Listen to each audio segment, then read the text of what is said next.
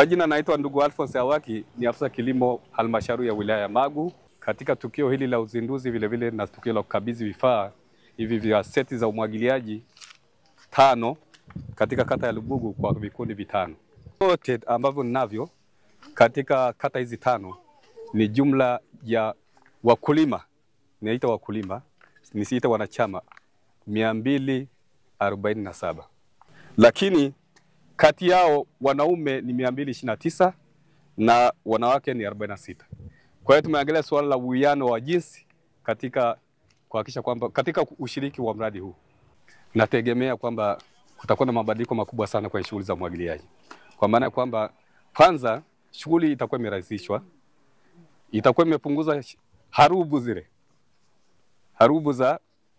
za kilimo. Kwamba kilimo kilikuwa inaonekana ni shughuli ya adhabu.